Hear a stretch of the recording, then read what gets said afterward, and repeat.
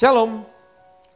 Di dalam Amsal 30 ayat 24 sampai 28 dikatakan ada 4 binatang yang terkecil di bumi tetapi yang sangat cekatan. Kata terkecil itu digambarkan seringkali menjadi makhluk yang lemah, makhluk yang gampang ditaklukkan. Karena nanti di dalam ayat 28 dikatakan cicak yang gampang kita tangkap. Ya. Binatang yang tidak mempunyai pemimpin.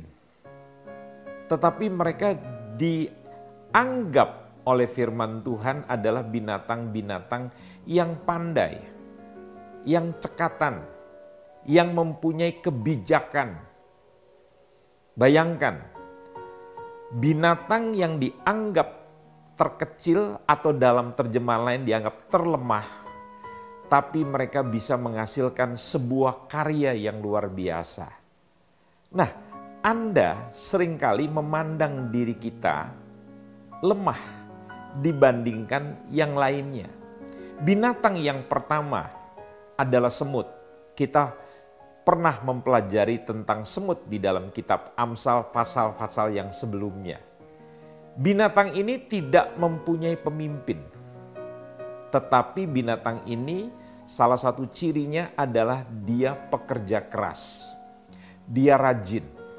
Kemudian dia mempunyai atau membuat persediaan.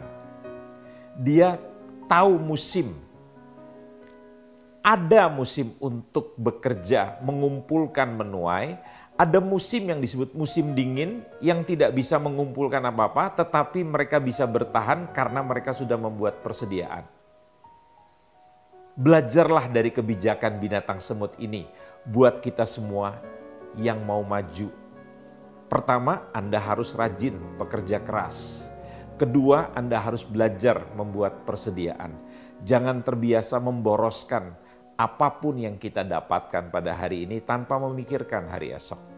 Binatang kedua yang dianggap lemah atau kecil namanya adalah pelanduk. Seringkali dikatakan kelinci gunung atau ada yang mengatakan itu adalah semacam binatang kancil.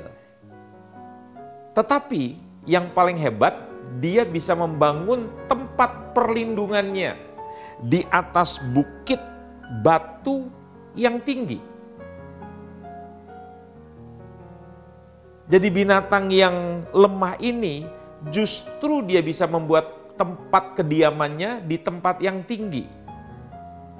Sekali lagi saya katakan, kalau Anda menganggap diri Anda lemah, Anda perlu belajar bahwa Tuhan menciptakan kita lebih daripada seekor kancil atau seekor pelanduk atau seekor kelinci gunung yang dianggap lemah. Musuh bisa menghancurkan mereka dengan mudahnya, tetapi karena mereka bekerja sedemikian rupa, fokus, maka mereka bisa menciptakan sesuatu yang luar biasa. Jadi hal kedua, Anda bisa melakukan hal yang luar biasa kalau Anda sadar siapa diri Anda, sekalipun dunia menganggap Anda kecil. Binatang yang ketiga dikatakan di situ adalah belalang yang tidak mempunyai raja, namun semuanya berbaris dengan teratur. Saya suka menggunakan terjemahan lain, mereka bisa terbang dengan berkelompok. Belajarlah dari sifat yang ketiga dari binatang yang namanya belalang ini. Mereka bisa bekerja sama di dalam komunitas. Mereka tidak biasa hidup sendirian, walaupun mereka tanpa raja. Tapi mereka merasa bahwa hidup mereka bisa teratur, bisa berhasil kalau mereka terbang di dalam kelompok. Jangan pernah hidup seorang diri. 1 mengalahkan 1000, tapi 2 mengalahkan bukan 2000, tapi berpuluh-puluh ribu. Belajarlah dalam hidup mempunyai kebersamaan dengan orang lain. Jangan pernah hidup untuk sendirian. Untuk hidup bersama dengan orang lain, rahasia sederhana. Rajinlah memberi. Berilah keuntungan buat orang lain. Anda harus berani berkorban demi kebaikan orang lain. Dan binatang yang keempat, Di sini dipakai kata cicak dalam ayat 28, tetapi dalam terjemahan King James dipakai kata laba-laba. Laba-laba bisa berdiam di rumah saya yang sederhana, tapi juga bisa berdiam di istana presiden, bisa berdiam di istana kerajaan. Nah, saudara, Anda harus belajar. Perbedaan antara manusia dengan laba-laba ini adalah yang pertama, laba-laba bisa fokus sehingga dia bisa menghasilkan sarang yang luar biasa. Tetapi manusia tidak fokus.